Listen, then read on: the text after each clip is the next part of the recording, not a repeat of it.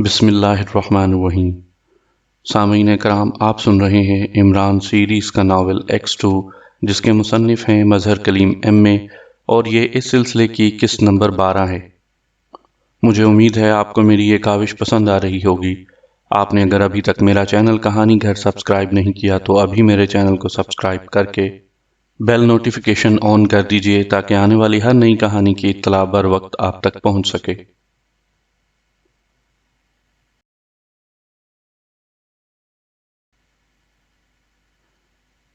दानिश मंजिल पर रेड करने के बारे में जूलिया ने कहा कि मैं इससे इत्तफाक नहीं करूंगी, क्योंकि X2 इतना बेवकूफ़ नहीं कि खुलेआम दानिश मंजिल में इतना अहम और सीक्रेट रिकॉर्ड रखे, और दूसरी बात यह कि हर शख्स दानिश मंजिल में दाखिल हो जाए। मैं ये तस्लीम नहीं कर सकती। जूलिया ने बाकायदा बहस शुरू कर दी थी। जूलिया की बात सुनकर सफ्तर और कैप्टन शकील दोनों खामोश हो गए। जूलिया की बात वाकई वजनदार थी। अचानक कैप्टन शकील के जहन में एक झमाका हुआ और वो उछल पड़ा। Very good idea, wonderful. Captain Shakeel उछल कर खड़ा हो गया। उसकी आंखें मुसर्रत से चमक उठी थीं। क्या बात हो गई? सफ्तर और जूलिया हैरानो परेशान कैप्टन शकील को देखने लगे, जैसे उसकी दिमागी सेहत पर शक करने लगे हों। अभी X2 की असलियत का पता चल जाता है, कैप्टन शकील ने कहा, और फिर टेलीफोन उठाकर रिसीवर हाथ में पकड़ लिया। तुम किसे टेलीफोन करना चाहते हो? सफ्तर ने क्रेडल पर हाथ रखते हुए कदरे सख्त लहजे में कैप्टन शकील से पूछा।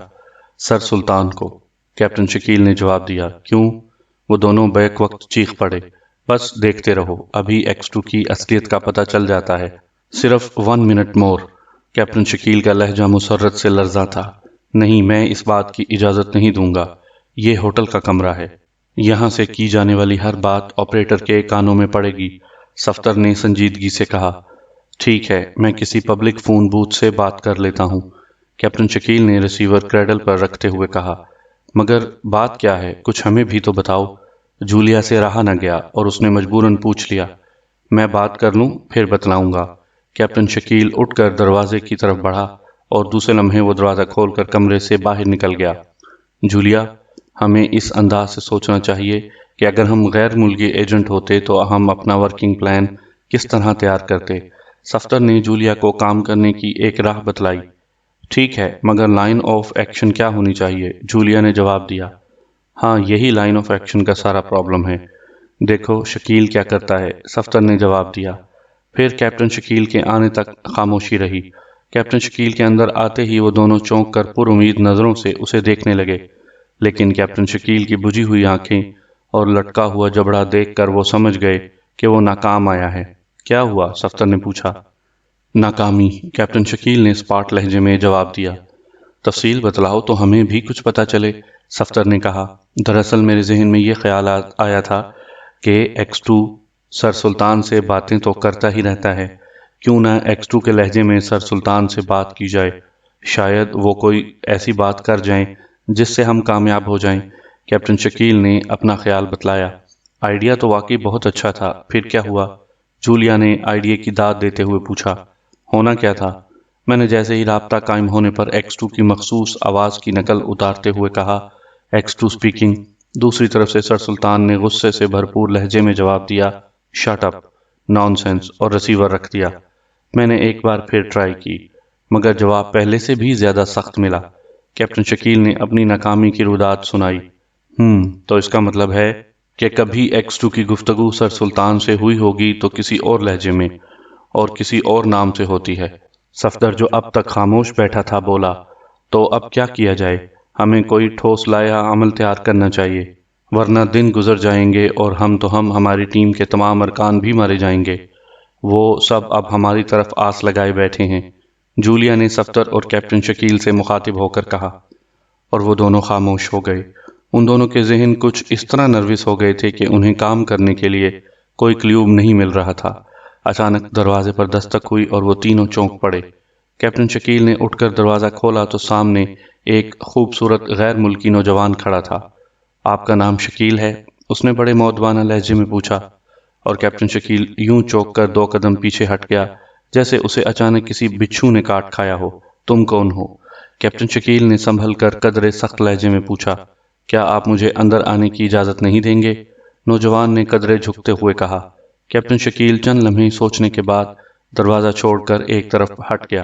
تشریف لائیے، اس نے سپاٹ لہجے میں نوجوان سے کہا، اور نوجوان اس کا شکریہ ادا کرتا ہوا کمرے میں داخل ہو گیا۔ سفتر اور جولیا بھی حیرت میں گم کھڑے اس نوجوان کو دیکھ رہے تھے۔ ہیلو مسٹر سفتر اینڈ مس جولیا، مجھے مارٹن کہتے ہیں، نوجوان نے مسکراتے ہوئے کہا، اور دونوں کی طرف ہاتھ بڑھا دیا۔ نوجوان کے اس جملے کا وہی شدید جھٹکا سفتر اور جولیا کو بھی لگا جس کا تجربہ ابھی ابھی کیپٹن شکیل کو ہو چکا تھا۔ وہ تینوں حیران اس لیے تھے کہ وہ تینوں ہی میک اپ میں تھے اور اس ہوٹل میں مختلف کمروں میں جعلی ناموں سے ٹھہرے ہوئے تھے۔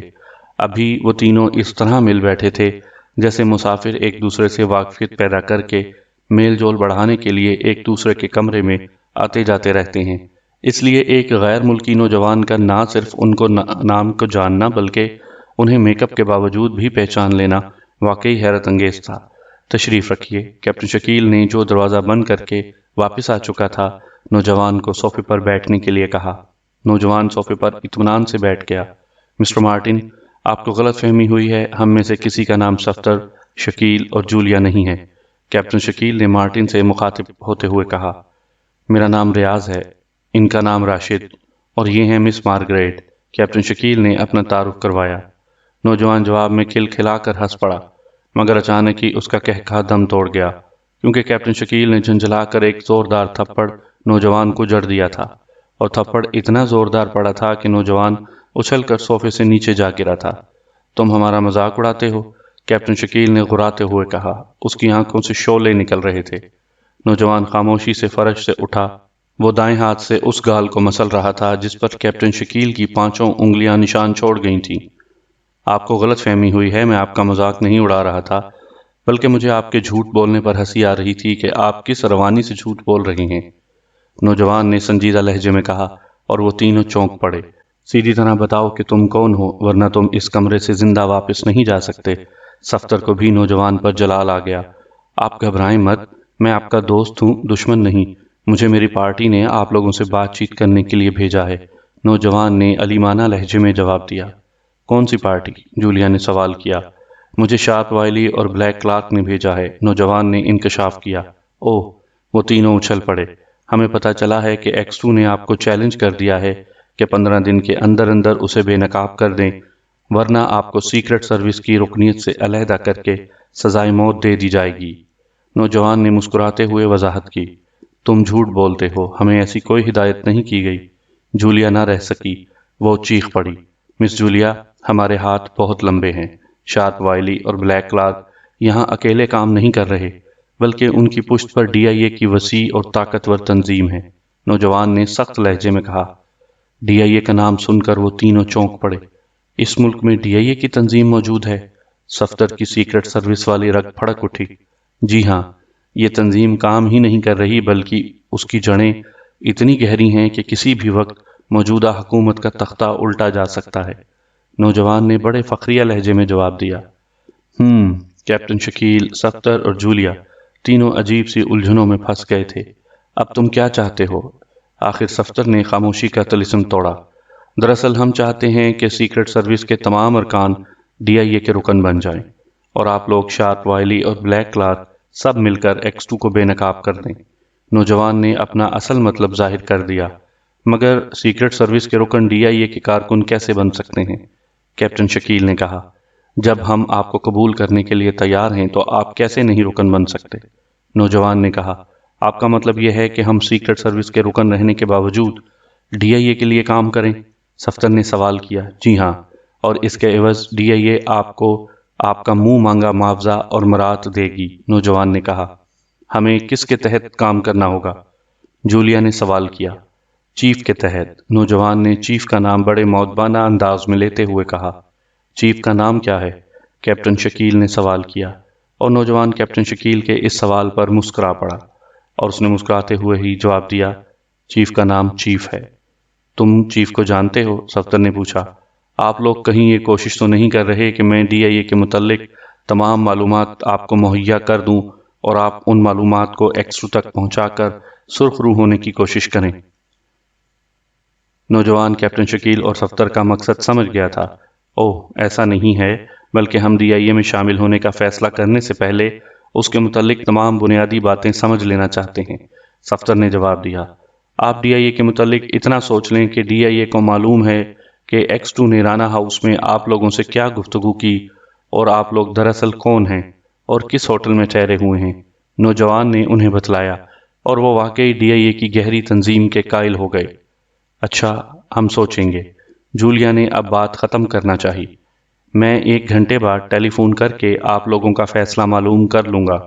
شمولیت کے سلسلے میں آپ کا علیحدہ گروپ قائم کر دیا جائے گا اور آپ میں سے ہی کسی کو اس گروپ کا انچارج بنا دیا جائے گا۔ آپ کو براہ راست چیف کی طرف سے احکامات ملیں گے۔ شمولیت نہ کرنے کے سلسلے میں اتنا بتلا دوں کہ ہوٹل کا یہ کمرہ صرف 1 سیکنڈ میں اڑایا جا سکتا ہے۔ اچھا، اب اجازت۔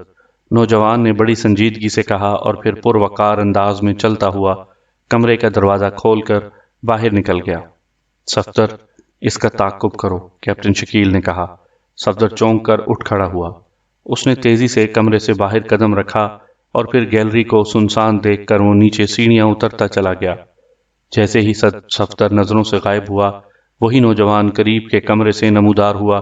اس نے مسکراتے ہوئے ایک نظر سیڑھیوں پر ڈالی اور پھر دوسری طرف مڑ کر تیز تیز قدم چلنے لگا۔ تھوڑی دیر بعد وہ نوجوان کچن کے راستے ہوٹل سے باہر نکل جانے میں کامیاب ہو گیا۔ ظاہر ہے صفدر کو ناکام لوٹ کر آنا پڑا۔ شارپ وائلی اور بلیک کلارک جیسے ہی کمرے میں داخل ہوئے، کمرے میں بیٹھے ہوئے 4 افراد جنہوں نے اپنے چہرے نقابوں کے پیچھے پوشیدہ رکھے تھے، ان کے استقبال کے لیے اٹھ کھڑے ہوئے۔ یہ مقامی ڈی آئی اے کے سربراہ تھے۔ شارپ وائلی اور بلیک کلارک دونوں خالی کرسیوں پر بیٹھ گئے۔ ان کے بیٹھتے ہی باقی افراد بھی بیٹھ گئے۔ دوستو، ہم جانتے ہیں کہ اس ملک میں آپ کی تنظیم کی جڑیں انتہائی گہری ہیں اور آپ نے ہمارے سابقہ پلان میں ہماری جس بے دریغ طریقے سے مدد کی ہے، ہم اس کے لیے آپ کے بے حد مشکور ہیں۔ ہمیں افسوس ہے کہ ہمارا پلان فیل ہو گیا اور نتیجے میں ایک تو ہمارا سب سینٹر ہمارے ہاتھ سے ہمیشہ کے لیے نکل گیا ہے، دوسرا ہمارے کئی بہترین ساتھی اپنی جان سے ہاتھ دھو بیٹھے ہیں۔ اب ہم ایک بار پھر اکٹھے ہوئے ہیں اس لیے کہ آپ کے سامنے اپنا پلان رکھیں۔ میں سمجھتا ہوں کہ یہ پلان ہر لحاظ سے مکمل اور جامع ہے، اور اگر ہم نے اس پلان پر کامیابی سے عمل کر لیا تو کوئی وجہ نہیں کہ ایکس 2 ہماری مٹھی میں نہ ہو۔ شارپ وائلی نے باقاعدہ تقریر کرتے ہوئے کہا، پلان کی تفصیل بتلائیے، ایک نقاب پوش نے کھڑے ہو کر پوچھا۔ شارپ وائلی نے بلیک کلارک کی طرف اشارہ کیا اور بلیک کلارک نے ایک فائل نقاب پوشوں کے درمیان رکھ دی۔ شارپ وائلی اور بلیک کلارک دونوں خاموشی سے بیٹھ کر نقاب پوشوں کی طرف دیکھنے لگے۔ فائل میں عبارت کے ساتھ ساتھ مختلف نقشے بھی بنے ہوئے تھے۔ نقاب پوش مل کر بغور اس فائل کو پڑھتے رہے۔ تمام فائل کا مطالعہ کرنے کے بعد انہوں نے ایک طویل سانس لی اور فائل بند کر دی۔ کیا خیال ہے، کیسا پلان ہے یہ؟ شارپ وائلی نے پوچھا۔ بہترین اور انتہائی جامع پلان ہے۔ ہم سب متفقہ طور پر آپ کے ذہنوں کی داد دیتے ہیں۔ جیسا آپ کے متعلق سنا کرتے تھے، آپ دونوں کو ویسا ہی پایا، ایک نقاب پوش نے خوش آمدانہ لہجے میں کہا۔ اب آپ لوگ اس پلان پر عمل درآمد کی تیاری کریں۔ بلیک کلارک جو ان خوش آمدی باتوں سے انتہائی نفرت کرتا تھا بول پڑا، جی ہاں، آپ بے فکر رہیں، آج سے ہی اس پلان پر عمل درآمد شروع ہو جائے گا اور کلائمیکس پر آپ کو اطلاع کر دی جائے گی۔ ایک نقاب پوش نے ان دونوں کو تسلی دیتے ہوئے کہا، اوکے، ہم چلتے ہیں، فریکوینسی 63 ایسٹ 4 نارتھ 6 پر ہم سے رابطہ قائم کریں۔ شارپ وائلی نے اپنی مخصوص فریکوینسی نمبر بتلایا اور پھر وہ دونوں واپس دروازہ کھول کر باہر چلے گئے۔ ادھر صفدر کے ناکام لوٹ آنے پر تینوں کے درمیان ڈی آئی اے کے متعلق بحث چھڑ گئی۔ جولیا کسی قیمت پر بھی ڈی آئی اے میں شامل ہونے کے لیے راضی نہیں تھی، البتہ صفدر اور کیپٹن شکیل نیم رضامند تھے۔ ایکس 2 ہمیں کسی قیمت پر بھی معاف نہیں کرے گا، جولیا نے ان دونوں کو نیم رضامند دیکھ کر غصے سے چیختے ہوئے کہا۔ کیپٹن شکیل بغیر کوئی جواب دیے اٹھا اور پھر اس نے خوب اچھی طرح کمرے کی ایک ایک انچ جگہ چھان ماری، مگر کہیں بھی ڈکٹا فون کا نشان نہ ملا۔ صفدر اور جولیا خاموشی سے یہ تمام کارروائی دیکھ رہے تھے۔ کچھ نہیں ہے، کیپٹن شکیل نے دوبارہ اپنی جگہ پر بیٹھتے ہوئے کہا۔ صفدر نے کچھ سوچتے ہوئے ہنکارا بھرا، مس جولیا، ہم انتہائی خطرناک پوزیشن میں پھنس چکے ہیں۔ ایکس 2 نے ہمیں فی الحال علیحدہ کر دیا ہے اور اس کے ساتھ ہی 15 دنوں کا مشروط چیلنج بھی۔ اگر ہم چیلنج میں ناکام رہے تو آپ یقین کریں کہ X2 اپنے فیصلے پر عمل ضرور کرے گا۔ اب آئیے دوسری طرف، ہم اس وقت ایسے راستے پر کھڑے ہیں جس کے آگے گھور اندھیرا ہے، روشنی کی ایک معمولی سی کرن بھی نہیں ہے۔ ہمارے پاس کوئی ایسا کلیو نہیں ہے جس پر چل کر ہم X2 کو بے نقاب کر سکیں۔ X2 دانش منزل کو فی الحال خیر بات کہہ چکا ہے۔ اب وہ کہاں ہے، کون ہے، کیسے معلوم ہو سکتا ہے؟ ہم میں سے کسی نے اس کی شکل نہیں دیکھی۔ وہ اگر نقاب اتارتے اور ہمارے ساتھ اس ہوٹل میں بیٹھ کر چائے پیتا رہے تو بھی ہم کیسے معلوم کریں گے کہ یہ X2 ہے؟ عمران کو آپ جانتی ہیں کہ وہ ہمارا ساتھ دینے سے زیادہ X2 کا ساتھ دینا پسند کرتا ہے، کیونکہ بہرحال ہم سے 1000 گنا زیادہ اس کے X2 سے مفادات ہیں، چنانچہ یقیناً وہ X2 کی حمایت کرے گا۔ اب ہمارے سامنے کون سا راستہ ہے؟ آپ اس کے متعلق سوچئے۔ اگر ہم یوں ہی بیٹھے رہے اور سوچنے میں 15 دن گزر گئے تو ہمارا کیا حشر ہوگا؟ یہ اظہر من الشمس ہے۔ کیپٹن شکیل کا لہجہ بے حد جارحانہ تھا۔ مگر ملک سے غداری اور ملک دشمن تنظیم کارکن بننا کہاں کی عقل مندی ہے؟ جولیا بھی غصے میں بھرے ہوئے لہجے میں بولی، مگر ہم کب ملک دشمنی کی خاطر ایسا کر رہے ہیں؟ کیا اس سے پہلے ایسا نہیں ہوا کہ ہم دشمن تنظیم میں ان کے رکن بن کر شامل ہوتے رہے؟ کیا ہم نے پہلے دشمن تنظیموں میں شامل ہو کر ان کی جڑیں نہیں کھودیں؟ پھر اب کون سی نئی بات ہو گئی ہے؟ کیپٹن شکیل نے بھی جھنجھلا کر جواب دیا، او ہاں، یہ بات ٹھیک ہے، اس طرح ہم DIA کی تنظیم کو گہرائی سے جان سکیں گے۔ اب جولیا کی بات سمجھ میں آئی تھی۔ پھر صفدر نے بھی تائید کر دی، چنانچہ یہ جھگڑا بخیر و خوبی نپٹ گیا۔ تو ٹھیک ہے، DIA کے ایجنٹ کا ٹیلی فون آئے تو ہم رضامندی کا اظہار کر دیں گے، کیپٹن شکیل نے کہا، اور صفدر اور جولیا نے تائید میں سر ہلا دیا۔ اب کمرے میں گہری خاموشی چھا گئی۔ تینوں اپنی اپنی سوچ میں غرق تھے، شاید آنے والے واقعات کے متعلق سوچ رہے تھے۔ اچانک ٹیلی فون کی گھنٹی نے خاموشی کا یہ طلسم توڑ دیا۔ کیپٹن شکیل نے آگے بڑھ کر ریسیور اٹھا لیا۔ ہیلو، کون بول رہا ہے؟ اس نے سخت لہجے میں پوچھا۔ فرمائیے جناب، آپ لوگوں نے کیا فیصلہ کیا ہے؟ دوسری طرف سے اسی نوجوان کی آواز سنائی دی۔ کیسا فیصلہ، اور آپ کون ہیں؟ کیپٹن شکیل نے غراتے ہوئے پوچھا۔ سامعین کرام، آپ یہ کہانی میرے چینل کہانی گھر پر سن رہی ہیں۔ آپ نے اگر ابھی تک میرا چینل سبسکرائب نہیں کیا تو ابھی میرا چینل سبسکرائب کر کے بیل نوٹیفیکیشن بھی آن کر دیجئے تاکہ آنے والی ہر نئی کہانی کی اطلاع بر وقت آپ تک پہنچ سکے۔ کیسا فیصلہ، اور آپ کون ہیں؟ کیپٹن شکیل نے غراتے ہوئے پوچھا۔ میں وہی ہوں جناب جس کے گال پر ابھی تک آپ کی 5 انگلیوں کے نشان ثبت ہیں، نوجوان نے چہکتے ہوئے جواب دیا۔ اوہ ٹھیک ہے، ہم نے فیصلہ آپ کے حق میں کیا ہے۔ کیپٹن شکیل نے صفدر اور جولیا کی طرف معنی خیز نظروں سے دیکھتے ہوئے جواب دیا۔ ویری گڈ، ویری گڈ، آپ نے بڑا دانش مندانہ فیصلہ کیا ہے۔ اب آپ ایسا کریں کہ پپل کالونی کی کوٹھی نمبر 120 میں تشریف لائیں تاکہ چیف آپ کو مزید ہدایات اور پروگرام سے آگاہ کر سکے۔ ویسے ایک بات کا خیال رکھیں کہ کسی قسم کی غلط حرکت یا دھوکہ بازی آپ کے لیے ہی نقصان دہ ثابت ہو سکتی ہے۔ نوجوان نے سخت لہجے میں تنبیہ کی۔ مسٹر، ہم بچے نہیں ہیں کہ آپ ہمیں سبق پڑھا رہی ہیں۔ کیپٹن شکیل کو اس کی بات پر غصہ آ گیا تھا۔ اوہ سوری مسٹر شکیل، واقعی مجھ سے غلطی ہو گئی، ابھی اس ملک میں تعلیم بالغاہ نے رواج نہیں پکڑا۔ نوجوان کا لہجہ طنزیہ تھا۔ اس سے پہلے کہ کیپٹن شکیل اسے کوئی جواب دیتا، دوسری طرف سے ریسیور رکھا جا چکا تھا۔ عمران نے کار شادمان کالونی کی طرف موڑ دی۔ تھوڑی دیر پہلے اسے ٹائیگر کا پیغام ملا تھا۔ شادمان کالونی کے بلاک نمبر 2 کی دوسری کوٹھی کے قریب پہنچتے ہی اس نے اضطراری طور پر کار روک دی، کیونکہ گیٹ کے سامنے لوگوں کا کافی ہجوم تھا اور پولیس کی سرخ ٹوپیوں کی تعداد بھی کافی تھی۔ عمران نے کار روکی اور تیز تیز چلتا ہوا ہجوم کے اندر گھس گیا۔ ہجوم میں راستہ بنا تھا۔ جب وہ سب سے اگلی صف میں پہنچا تو اس نے دیکھا کہ ایک کار تباہ ہوئی پڑی ہے، اور کار کی پوزیشن دیکھ کر وہ پہلی ہی نظر میں تاڑ گیا۔ کار پر دستی بم پھینک کر اسے تباہ کیا گیا ہے۔ اس کار سے چند فٹ پر ایک اور کار موجود تھی جس کا ایک ٹائر پھٹا ہوا تھا۔ دونوں کاروں کے درمیان 2 آدمی مرے پڑے تھے۔ عجیب الجھا ہوا منظر تھا۔ عمران نے کوٹھی کے گیٹ پر نظر ڈالی اور دوسرے لمحے اس کی نظر سپر فیاض پر پڑی جو پہلی کار کی پچھلی طرف سے نکل کر اب دوسری کار کی طرف بڑھتا ہوا جا رہا تھا۔ ہیلو، میرے خیال میں یہ دونوں کاریں نیلامی میں ہی خریدی ہیں، عمران نے سپر فیاض سے مخاطب ہو کر زور سے کہا، اور پھر عمران کی آواز سنتے ہی سپر فیاض ٹھٹک کر رک گیا اور پھر عمران پر نظر پڑتے ہی وہ تیر کی طرح عمران کی طرف بڑھا۔ خدا کی قسم سپر، مجھے نہیں پتا تھا کہ یہ کاریں تمہاری بیوی کو جہیز میں ملی ہیں، ورنہ میں فیاض کے قریب پہنچ جانے پر عمران نے ہکلانے کی شاندار اداکاری کی۔ شٹ اپ، تم بغیر موقع محل دیکھے بکواس کیے جاتے ہو۔ فیاض کو جلال اس وجہ سے بھی ضرورت سے زیادہ آ رہا تھا کہ لوگ عمران کی باتیں سن کر بے تحاشا کہے مار رہے تھے، اور پھر لوگ تو ایک طرف رہے، پولیس کے سپاہی بھی اپنی ہنسی نہ روک سکے۔ بھائی سپر، میں تاریخ میں قطعی نکما ہوں، تاج محل تو سنا ہوا ہے، اور یہ موقع محل کہاں واقع ہوا ہے؟ یہ موقع محل کسی بادشاہ کا نام تھا، شہزادوں کا، یا کسی پولیس کے بہت بڑے افسر کا؟ عمران کی زبان چل پڑی اور فیاض جھنجھلا گیا۔ خاموش رہو، فیاض نے پیر پٹکتے ہوئے غصے سے بھرپور لہجے میں کہا۔ اس کے چہرے پر غصے سے کوس و قزح کے تمام رنگ اکٹھے ہو گئے تھے۔ بڑی اچھی پکچر تھی۔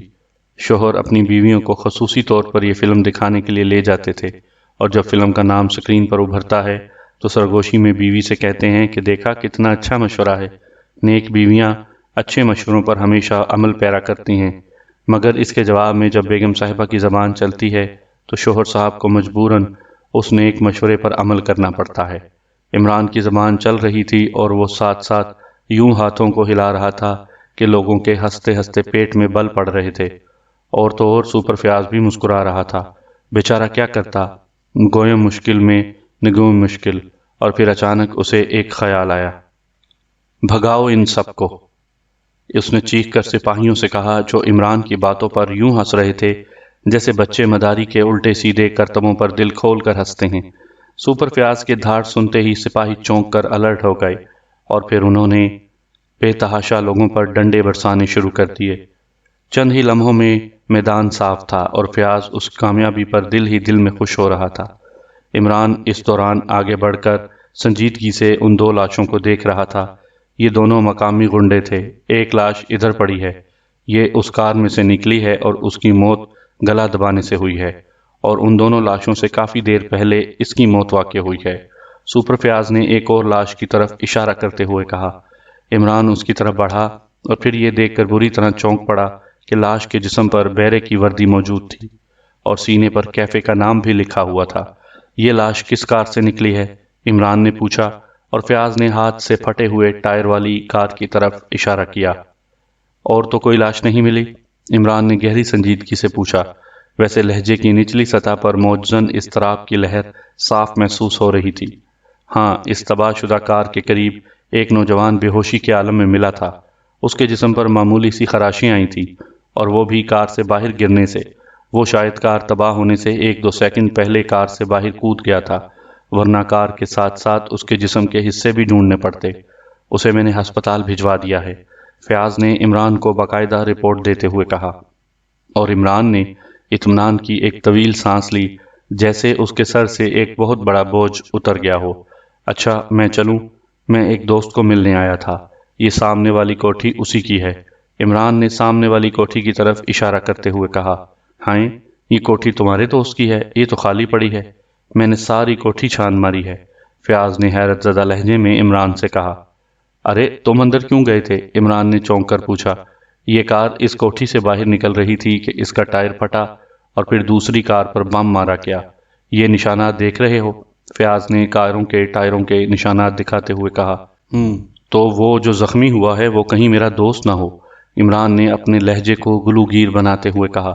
نہیں، اس نے ہوش میں آنے کے بعد اس کوٹھی سے لا تعلقی ظاہر کی تھی، فیاض نے جواب دیا، اور عمران اچھل پڑا۔ لا تعلقی؟ ارے آج میں نے اخبار میں اشتہار پڑھا تھا کہ ڈیڈی نے مجھ سے اعلان لا تعلقی کیا ہے۔ ارے مجھے تو خیال نہیں رہا، میں ابھی جا کر لغات میں لا تعلقی کا مطلب دیکھتا ہوں۔ ویسے میرے خیال میں پرانے زمانے میں جاگیرداروں کو تعلق دار کہا جاتا تھا، یہ لا تعلقی شاید جاگیرداری کو کہتے ہوں گے، عمران نے کہا، اور پھر فیاض کو حیرت زدہ چھوڑ کر تیزی سے دوڑا، اور پھر فیاض کی رکو رکو رک جاؤ خبردار کی آوازوں پر کان دھرے بغیر دوڑتا ہوا اپنی کار کا دروازہ کھول کر سٹیئرنگ سیٹ پر بیٹھ گیا۔ دوسرے لمحے اس کی کار نے تیزی سے ٹرن لیا اور واپس شہر کی طرف دوڑتی چلی گئی۔ عمران کی تسلی ہو گئی تھی کہ ٹائیگر کو کوئی خطرہ نہیں تھا، ہسپتال جانا فضول تھا، کیونکہ ظاہر ہے کہ مرہم پٹی کے بعد ٹائگر نے پہلی کوشش ہسپتال سے فرار ہونے کی ہوگی۔ عمران کار دوڑاتا گیا اور پھر تھوڑی دیر بعد اس نے کار مین روڈ سے ایک بائی روڈ پر ڈال دی۔ تھوڑی دور جا کر اس نے کار روکی اور پھر کار سے اتر کر آگے بڑھنے لگا، اور جلد ہی اسے اس کیفے کا بورڈ نظر آ گیا جس کا ذکر ٹائگر نے اپنی رپورٹ میں کیا تھا اور جس کا بیج اس نے مردہ بہرے کے سینے پر لگا ہوا دیکھا تھا۔ کیفے کا دروازہ کھلا ہوا تھا۔ عمران کیفے میں داخل ہو گیا۔ کیفے میں کوئی خاص رونق نہیں تھی، اکا دکا میزیں آباد تھیں۔ کاؤنٹر پر ایک آدمی بیٹھا نظر آ رہا تھا۔ کاؤنٹر کے ساتھ ہی عمران کو وہ دروازہ بھی نظر آ گیا جو تہ خانے میں جاتا تھا اور جس کے متعلق ٹائگر نے وضاحت کی تھی۔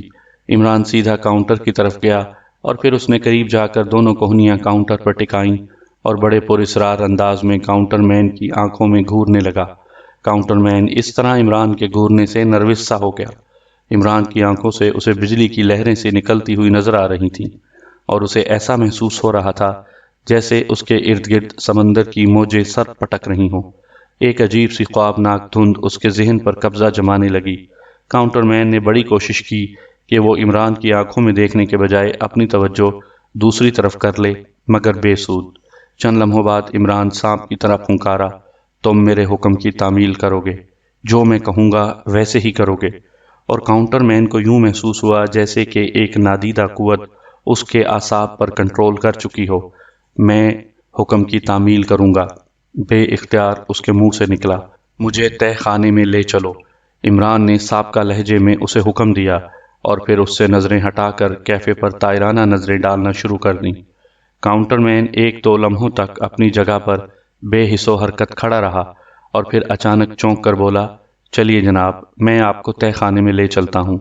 اس کا لہجہ بے حد مؤدبانہ تھا اور اس کی آواز سے یوں محسوس ہو رہا تھا جیسے وہ کہیں دور سے بول رہا ہو۔ عمران مسکرایا اور پھر اس نے اسبات میں سر ہلا دیا۔ کاؤنٹر مین نے کاؤنٹر کی دراز کھول کر ایک چابی نکالی اور پھر اس دروازے کی طرف مڑ گیا۔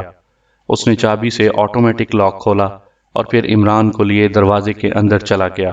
جلد ہی وہ اس کمرے میں پہنچ گئے جہاں کافی بڑا ٹرانسمیٹر موجود تھا۔ عمران تیزی سے ٹرانسمیٹر کے سامنے کرسی پر بیٹھ گیا۔ فریکوینسی اور ہیڈ کوارٹر کا کوڈ بتلاؤ۔ عمران نے ایک بار پھر کاؤنٹر مین کی آنکھوں میں اپنی سانپ کی طرح چمکتی ہوئی آنکھیں ڈال کر تہکمانہ لہجے میں پوچھا، frequency 20 east 84 south, code danger. Counter man نے یوں بتلایا جیسے کوئی ٹیپ چل رہا ہو۔ عمران نے ٹرانسمیٹر کا بٹن آن کیا اور پھر کاؤنٹر مین کی بتائی ہوئی فریکوینسی سیٹ کر کے ہیڈ فون کانوں پر چڑھا لیا۔ جلد ہی ٹرانسمیٹر سے ابھرنے والا شور بند ہو گیا اور ایک غراتی ہوئی آواز سنائی دی، headquarter speaking, over. A3 speaking sir, over. Imran نے ایسے لہجے میں بات کی جیسے اسے شدید زکام ہو گیا ہو۔ کوڈ دوسری طرف سے پہلے سے بھی زیادہ سخت لہجے میں پوچھا گیا، ڈینجر۔ عمران نے بڑے اطمینان سے جواب دیا، A3 تمہاری آواز کو کیا ہو گیا ہے؟ تمہاری آواز کافی بدلی ہوئی ہے، جلدی جواب دو، اوور۔ دوسری طرف سے انتہائی سخت لہجے میں پوچھا گیا، سر X2 کی ٹیم سے جھڑپ ہو گئی تھی جس سے میرے ناک پر شدید چوٹ آئی ہے، اس وجہ سے مجھے بولنے میں بے حد تکلیف ہو رہی ہے، اوور۔ عمران نے ایک معقول بہانہ بنایا، مشن کا کیا ہوا؟ رپورٹ دو، اوور۔ شاید ہیڈ کوارٹر عمران کے کہنے پر مطمئن ہو گیا تھا، سر ابھی تک کوئی عملی قدم نہیں اٹھایا گیا، اوور۔ عمران نے گول مول سا جواب دیا، A3 تم لوگوں کی کارکردگی بے حد سست رہی ہے، تمہیں جلد از جلد مشن کو پایہ تکمیل تک پہنچانا چاہیے، اوور۔ ہیڈ کوارٹر کی طرف سے بولنے والے کا لہجہ لمحہ بہ لمحہ سخت ہوتا جا رہا تھا، سر کوئی لائن آف ایکشن ہی سمجھ میں نہیں آ رہی، اوور۔ عمران نے جان بوجھ کر یہ فقرہ کہا، نمبر A اور نمبر 2 کیا کر رہے ہیں؟ کیا اس ملک میں جا کر ان کی تمام صلاحیتیں ختم ہو گئی ہیں، اوور۔ ہیڈ کوارٹر نے دھاڑتے ہوئے پوچھا۔ عمران سمجھ گیا کہ A اور 2 کا اشارہ شارپ وائلی اور بلیک کلارک کے متعلق ہے۔ سر میں کیا کہہ سکتا ہوں، ہم تو ان کے پابند ہیں، ہمیں اگر کھلی اجازت دی جائے تو ہم اپنی مرضی سے اس کیس سے نپٹ لیں، اوور۔ عمران نے بات بنائی۔ جواب میں چند لمحوں تک خاموشی رہی، پھر آواز آئی، ٹھیک ہے، میں انہیں بھی آرڈر دے دیتا ہوں کہ وہ علیحدہ کام کریں اور تم علیحدہ کام کرو۔ ہاں اگر انہیں ضرورت پڑے تو تم انہیں ہر قسم کی امداد دینے کے پابند ہوگے، اور تم دونوں پارٹیوں کے درمیان تصادم نہیں ہونا چاہیے۔ تم دونوں فریق ایک دوسرے کو روزانہ کارکردگی کی رپورٹ دو گے۔ میں تمہیں بطور DIA کے سربراہ تمام اختیارات دیتا ہوں، اوور۔ دوسری طرف سے احکام صادر کیے جانے لگے اور عمران کی آنکھیں مسرت سے چمکنے لگیں کیونکہ وہ اپنے مقصد میں کامیاب ہو گیا تھا۔ واقعی ٹائیگر نے بڑے کام کے آدمی پر ہاتھ ڈالا تھا۔ A3 DIA کا مقامی سربراہ تھا۔ سامعین کرام، آپ سن رہے تھے عمران سیریز کا ناول X2 جس کے مصنف ہیں مظہر کلیم MA، اور یہ اس سلسلے کی قسط نمبر 12 تھی۔ مجھے امید ہے آپ کو میری یہ کاوش پسند آئی ہوگی۔ آپ نے اگر ابھی تک میرا چینل کہانی گھر سبسکرائب نہیں کیا تو ابھی میرے چینل کو سبسکرائب کر کے بیل آئیکن پر کلک کر دیجئے تاکہ آنے والی ہر نئی کہانی کی اطلاع بر وقت آپ تک پہنچ سکے۔